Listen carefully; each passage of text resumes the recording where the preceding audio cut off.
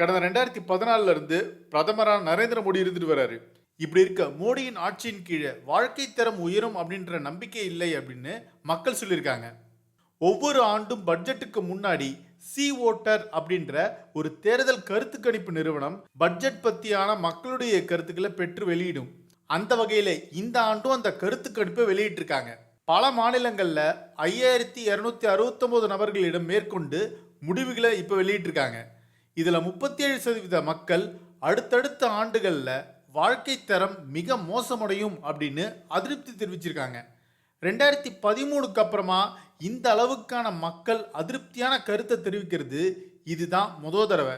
வேலை இருந்தாலும் உயராத சம்பளம், மறுபுறம் வாழ்க்கை செலவுகள் அதிகரிப்பு ஆகியவை தான் இந்த அதிருப்திக்கு முக்கிய காரணமா சொல்லப்படுது. குறிப்பா உணவு பணவீக்கம் மக்களுடைய மற்ற இதர செலவுகளை சுருக்கி இருக்கிறதா கருத்து கணிப்புல தெரிய வந்திருக்கு.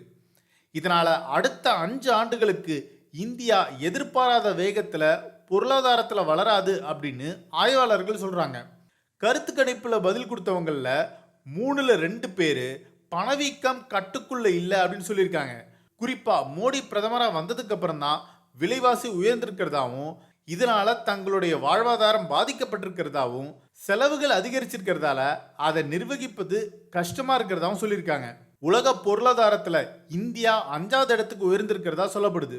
ஆனா அந்த அளவுக்கு மக்களுடைய வாழ்க்கை தரம் உயரல. குறிப்பா புதுசா வேலைவாய்ப்பு உருவாக்குற விஷயத்துல மிகப்பெரிய அளவுக்கு பின்னடைவு ஏற்பட்டு வருது. வேலை வாய்ப்புகளுக்காக ஏறத்தாழ 2 லட்சம் கோடி ரூபாய் ஒதுக்கீடு செய்யப்பட்டிருந்தது. ஆனா அந்த நிதி வேலை வாய்ப்புகளை எதிர்பார்த்த அளவுக்கு உருவாக்கிச்சா அப்படின்னு கேட்டா அதுக்கு சரியான பதில் கிடைக்கல. இந்தியாவை பொறுத்த வரைக்கும் சுமார் 13.4 கோடி மக்கள் ஒரு நாளைக்கு வெறும் 170 ரூபாய்க்கு குறைவாகவே வருமானத்தை ஈட்டுறாங்க. அதே மாதிரி 170 ரூபாயிலிருந்து 850 ரூபாய் வரைக்கும் சம்பாதிக்கிற மக்களுடைய எண்ணிக்கை 116.2 கோடியா இருக்கு.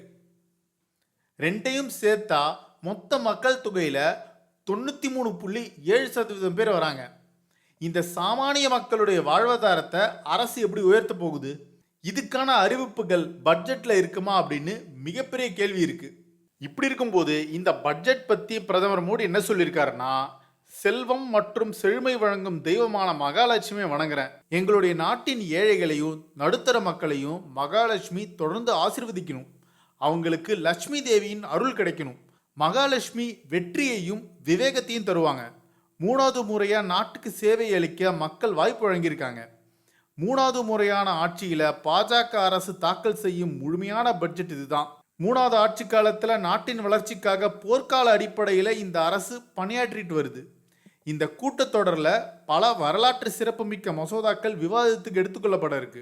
செயல்பாடு மாற்றம் தான் எங்களுடைய தாரக மந்திரம். 2046ல் வளர்ச்சி அடைந்த பாரதம் அப்படின்ற கனவை நிறைவேற்ற இந்த பட்ஜெட் கூட்டம் வழிகாட்டும் நான் நம்புறேன். இந்த பட்ஜெட் தேசத்துக்கு புதிய ஆற்றலையும் நம்பிக்கையும் கொடுக்கும். அதிக இளைஞர்களை கொண்ட நாடான தன்னிறைவு நாடா முழுமை பெறும் காலம் வெகு தூரத்தில் இல்லை. 140 கோடி இந்தியர்களுடைய கூட்டு முயற்சியால வல்லரசு நோக்கத்தை நிறைவேற்றுவாங்க. இந்த கூட்டத்தொடர்ல மகளிர் முன்னேற்றத்துக்காக பல முக்கிய முடிவுகள் எடுக்கப்பட இருக்கு. இந்தியாவின் வளர்ச்சிக்காக எல்லா எம்பிஸும் பங்களிப்பாங்க.